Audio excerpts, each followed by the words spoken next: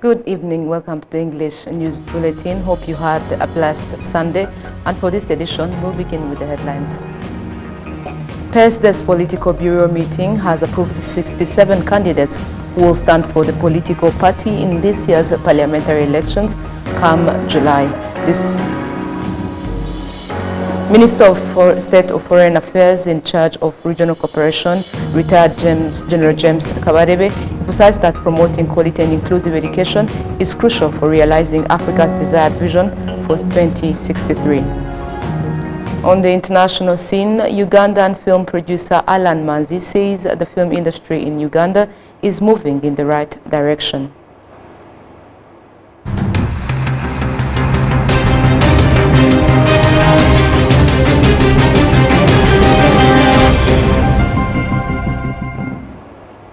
Thank you for choosing RTV. My name is Olive Nete. Now to the news in details. PESD's Political Bureau meeting has approved 67 candidates who will stand for the political party in this year's parliamentary elections come July. This was one of the primary reasons the meeting convened. The 33-year-old Social Democratic Party of Rwanda has decided to work with other parties for faster national development, and its achievements have spurred it on its political agenda of representing the people in key institutions like the parliament.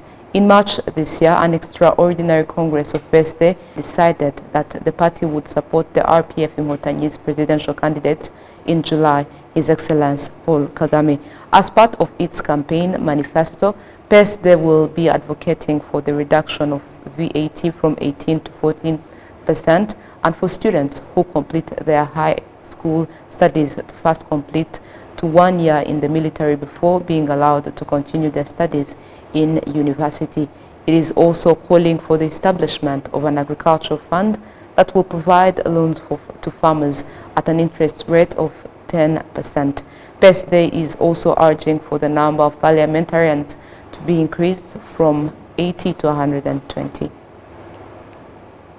To other matters, Minister of State of Foreign Affairs in charge of regional cooperation, retired General James Kabarebe, emphasized that promoting quality and inclusive education is crucial for realizing Africa's desired vision for 2063. He reiterated on this during the finals of games organized to celebrate African Liberation Day, slated May 25th, 2024. May 25th every year, Africa Day, formerly known as African Freedom and Liberation Day, is celebrated. In Rwanda, today's celebration was preceded by a basketball tournament that concluded earlier this week. Through various activities such as games and campaigns, messages have been reinforced, emphasizing the importance of encouraging both the young and adults of the continent to take pride in their African heritage and to actively contribute and participate in its development. Countries from the eastern and central parts of Africa played with those from West Africa during the games. Young people from South Sudan, Côte d'Ivoire and Rwanda emphasized the significance of these activities in fostering unity among people. As a young African, my way forward is that I need to start building from where our predecessors have stopped from. So I look to a future where I can be able to do also what I can do, put my energy and make Africa a better place. So that's my dream. I want Africa which is united, which is developed in politics, economy, education and leadership, and especially as young lady, where women will be empowered, where rights of women will be respected, where women will be educated, where women will make some decisions. As our Pan-African leaders used to say it, like Thomas Sankara, Kwame Nkrumah, the great leaders trying to build Africa. We can't build the whole Africa without everyone and without all the factors, including football. And now my team has scored a goal and I'm very happy. According to Prote Musoni, chairman of the Pan-African Movement, Rwanda chapter, there are various points to consider for Africa to achieve the desired vision 2063. After independence, there were still vestiges of relationship with colonial powers. And the economy was completely linked with the colonial powers. But now, by creating economic blocks, SADC, East African Community, SWAP, and so on and so on. We are integrating our economies. And the next Continental Free Market, which was signed in Kigali, as we remember, is going to open up other venues of integrating our economies, integrating our peoples, free troubles, and with that one, progressively, and with these ceremonies, we expect that in the next 50 years or so, Africa will achieve its vision. Her Excellency Janet Mawasi Oben, the High Commissioner Designate of the Republic of Kenya to Rwanda, highlights that sports serve as a valuable activity that promotes unity. Soccer brings all of us together. That is another area that Africa needs to improve on, although we're already big on that and we're already doing it. So great stuff, and congratulations to Rwanda for hosting the Africa Liberation Day. We see a more united Africa. We've moved into the African Union that has made huge strides over the years, and I know that we have a lot more to do as Africa. The Minister of State of Foreign Affairs in charge of regional cooperation, General Retired James Kabarebe, emphasized that promoting quality and inclusive education is crucial for realizing Africa's desired vision for 2063. In honor of this year's theme, Educate and Skill Africa for the 21st century, I wish to call for an increased sense of urgency in our efforts to educate our youth in the fields of the future. In the fast-paced world we live in today, we must not allow Africans to be left behind. By 2050, Africans will represent 25% of humanity, with most of them being the youth. We must take advantage of this through strategic investment and leverage this incredible potential. It has been over 60 years since many African countries gained independence. Nevertheless, the continent continues to grapple with the enduring impacts of colonialism. To more news, only one of the 9 local residents living close to the Volcanoes National Park who were injured by buffalo remains in hospital, with others having been discharged on Saturday. Towards the end of last week, 7 buffalo charged out of the national park and into Wurera district, where they rampaged through farms, injuring the 9 individuals. The 22-year-old who remains in hospital had his abdomen pierced by the horn of one of the buffalo, and even though his condition requires that he remains at Ruhengeri Referral Hospital, he has been steadily improving since arriving there. One buffalo charged through a house with 9 other individuals in it, though fortunately no one was injured in the incident. The house, however, sustained considerable damage. Local residents in the area have repeatedly asked that a permanent solution be found for the problem of animals that periodically leave the national park to cause havoc in communities. Of the 7 buffaloes that broke out of the park, 2 were killed by local residents, 1 shot dead by employees of the Rwanda Development Board. 2 were returned to the park on Saturday, while the 2 remaining were also taken back on Sunday. The medical bills of those injured by the animals will be covered by the Special Guarantee Fund, and on Monday, an exercise will begin to determine the value of the crops and property damaged by the buffalo so that the owners can be compensated. To more news, participants at the recently concluded 2024 Africa CEO Forum did not discuss only how businesses on the continent can continue to prosper, but also the important matter of their social responsibility towards people here in Africa that need assistance, most notably displaced persons. Our colleague Sam Kalisa caught up with one of them, working to bring awareness to this important issue. Why now? Because currently there are 45 million Africans who are displaced. And the number keeps growing. In 2021, there were 36 million Africans who were either displaced for multiple reasons. And between 2021 and 2024, it's gone from 36 million to 45 million, which means the number keeps going up. Why now? And the question is, why not? Because right now, I think we're at a point in time where, as a result of things like climate change, things like drought, issues around political instability, more and more Africans are being displaced. And we want to use the opportunity where we have private sector converging to actually bring light to this conversation. So that's why we're doing this now. A couple of ways. So right now, what we plan to do is that we are encouraging companies to literally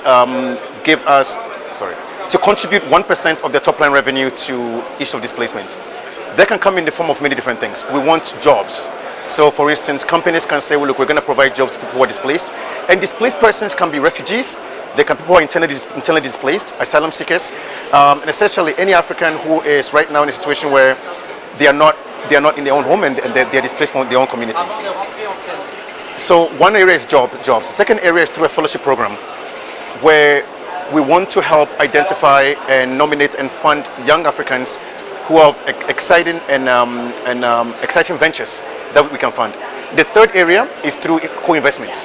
We want to find ways to raise capital to co-invest in areas where displaced communities are with the host community, so they can create ecosystems of industrialization in these spaces for people to be able to get jobs and get dignified livelihoods. A couple of things. So since 2021, we've successfully convened two big events, bringing together multi-stakeholders into the same root of this conversation.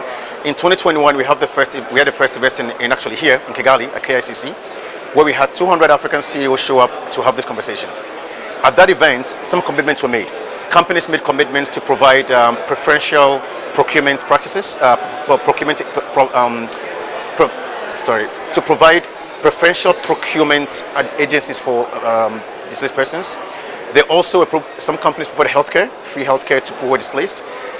We also had companies who pledged to build support within the framework of this fellowship program they were running. We also had companies who pledged to provide jobs. That was 2021. Fast forward 2023, we had a second event in Accra where we had 300 CEOs show up and also 3 governments. So we had a multi-stakeholder event with governments, private sector, and also international organizations. And over there as well, there were some pledges made. For instance, we had a pledge by telcos in Africa to talk about how they can make it easier for people in displaced settings to be able to use mobile money to get paid for jobs. We also had conversations with companies that made it easier for displaced persons to be able to use technology in those spaces. We also got pledges for scholarships for people to go to university. And also we got pledges for individuals to be able to meet CEOs and mentor them in their own ventures. So these are some of the commitments we've been able to live up to since that time. And finally, I have to also mention that we've been able to work with our partners to galvanize since 2021 over $200 million in investments into refugee spaces. Now that's not money that we've gotten ourselves, but through the network we're building, we've been able to galvanize about $200 million in investments into displaced communities since 2021. I think conservatively speaking, I think that the reach based on the multiplier effects and everything else, I said that we've been able to reach more than 5,000 people over the last couple of years. Not just in terms of investments made in their businesses, mentorship that has been done for them, also loans that are being given by partners of ours to people in refugee settings, and also some of the mentorship ideas that I talked about. I'd say about at least 5,000 people have been reached since then.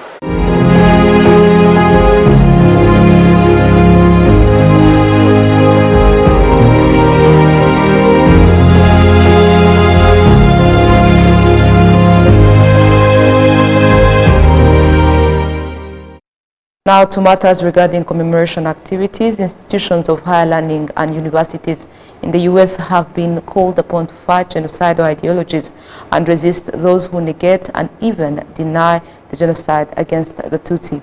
A commemoration event was organized at the Sacramento campus of California State University on Saturday, during which it was noted that for the mistakes of the past not to be repeated, an accurate record of what happened during the 1994 genocide against the Tutsi must be kept and told to the future generations. Learning about my country, Rwanda, it was very important for that because it's hard to grasp the scope of a genocide without knowing truly the history first. And after knowing the history, everything got put into a different context and different perspective that I enjoyed. So we're very much committed here at Sac State under President Wood's leadership to centering questions like the question of genocide. The question is, how can we ensure that it never happens again? That question should be the central question of a university community, focused on truth, focused on justice. And some deny that the Tutsis were the target of genocide. So sadly, these campaigns of disinformation are common, and they have to be thwarted by resolute commitment to the truth and to ongoing efforts on the part of those of us who know to speak against, very, very forcefully testify against the deniers, who hope that someone will be silent in the face of their testimony so that someone else will think their testimony is true, when it's false. And in this kind of falsehood lies the seed for the next genocide, so that it has to be forcefully fought against. In November this year, California State University will be organizing a conference on genocide focusing on the atrocities that were committed here in Rwanda back in 1994. Commemoration events to mark 30 years since the genocide against the Tutsi were also held in Washington State, Colorado, and Utah. Now to other matters, the National Council for Science and Technology and the Gikondo campus of the University of Rwanda have held commemoration events to remember and honor former employees that were killed during the 1994 genocide against the Tutsi. The event included a visit to the Ntarama Genocide Memorial Site in Bugesera District. Officials and other employees from the National Council for Science and Technology reaffirmed their commitment to fighting genocidal ideologies, especially in posts made on social media sites. The commemoration event at the Gikondo campus of the University of Rwanda featured the laying of wreaths at a memorial bearing the names of genocide victims and the lighting of a flame of hope.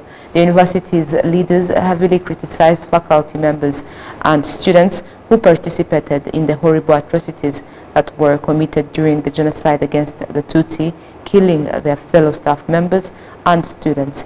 Testimonies given by former students of the university who survived the massacres told the way long before the atrocities were committed, Tutsi students were harassed and persecuted, being denied many academic opportunities, a sharp contrast to what is now happening thanks to the good leadership in place that promotes initiatives like the Ndi Umunyarwanda program.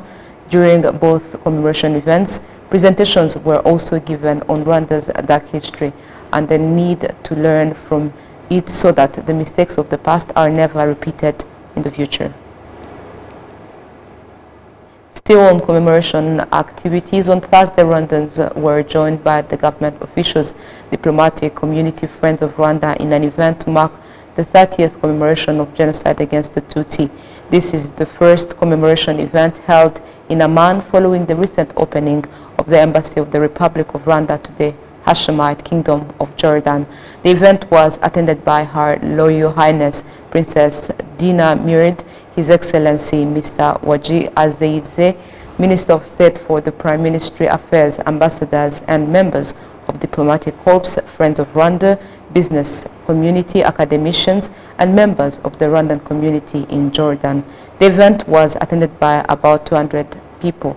In her remarks, Ambassador Urujeni Bakuramutsa emphasized the importance of commemorating the genocide against the Tutsi, and she highlighted how this solemn occasion of remembrance serves as a means to prevent the horrors of the past from recurring. She called on Rwandans, Friends of Rwanda, and the international community to honor the memory of the victims of the genocide against the Tutsi. She concluded by quoting the remarks of His Excellency President Paul Kagame that the most important lesson Rwanda has learned is to transform challenges into opportunities and to also use a little to do a lot.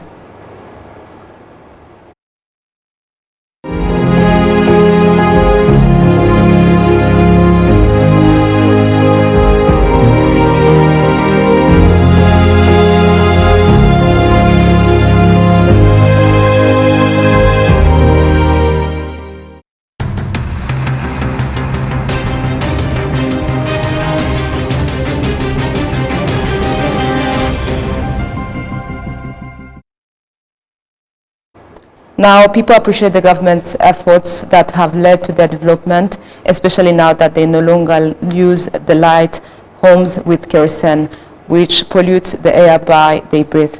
Traders of petroleum products in Rwanda report that the demand for kerosene has decreased by 90% on the market. Take a look. The list of petroleum products is long, but in Rwanda, The most common are diesel and gasoline, which are widely available at gas stations. Meanwhile, kerosene has become scarce because people no longer use it, indicating that its demand is on the decline. It's now hard to find kerosene, especially in rural areas, because a large number of homes now have access to electricity. They barely need kerosene, and this is a sign of development. People attribute this to the ongoing development, evident in various ways. For instance, oil lamps, which used to be commonly used to light homes with kerosene, are now rarely found. These lamps were not only used in the countryside, but also in parts of Kigali city that lacked electricity in past years.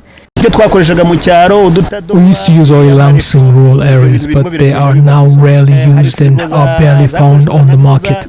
There were even fridges that used kerosene, but they're no longer available. The fact that these items are no longer on the market is one of the reasons kerosene is barely used and seen today. Lighting homes with kerosene is something residents say is dangerous and contributes to air pollution. It was particularly challenging for students who wanted to study at home, and now people appreciate the government's efforts to bring electricity to their communities, which has replaced the need for oil lamps in their homes. Sometimes while using these old traditional oil lamps for studying, the oil would run out, leaving you in the dark. This would affect your studies, as you would have to wait until the morning to go to school and revise your lessons there. However, we are grateful to the government of Rwanda for supporting our development. This progress is due to the good leadership of the country, led by President Paul Kagame. In the city of Kigali, some gas stations report that they haven't sold kerosene for 10 years. The demand for this product has significantly decreased due to housing reforms and the distribution of electricity across the country. According to figures from the Association of Petroleum Product Importers, ASIMPER, imports of fuel oil into the country have decreased by an average of 90%, as explained by Dr. Kumuntu Joseph, the chairperson of the association. Abantu bazana ibifite abakiriya. In business, people import what brings more profit or what has the most clients. It used to be that we would receive 3 million liters of kerosene per month, but now we receive almost 350,000 liters, which equals a reduction of almost 90%. Before, close to 2 million liters were used by people. Traders of petroleum products report that the oil storage tanks in Gatsata, along with those at various stations where fuel oil used to be stored, are now repurposed for storing diesel and gasoline. They say they have seen no loss resulting from the decline in demand for kerosene. Presently, kerosene entering in Rwanda is primarily utilized by industries manufacturing coating paint and varnish, and in road constructions, as well as by stores selling construction materials. Additionally, another portion of fuel oil is directed to the western provinces, such as Rusizi and Nyamasheke districts, and this portion is consumed by individuals who transport it to the Democratic Republic of Congo, where rural communities still use it for lighting their homes.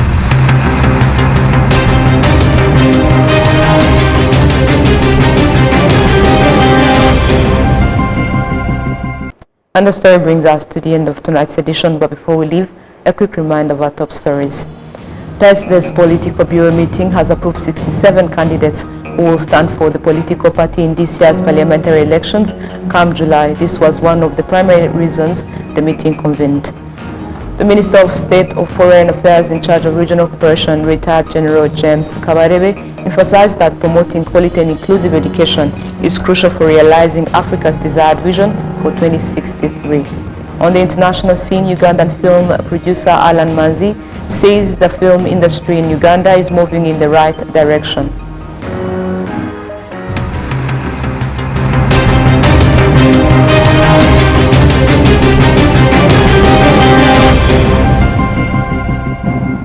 And on behalf of everyone who helped us prepare this for you, thank you for being part of our news today. Have a fruitful week ahead. Take care and goodbye.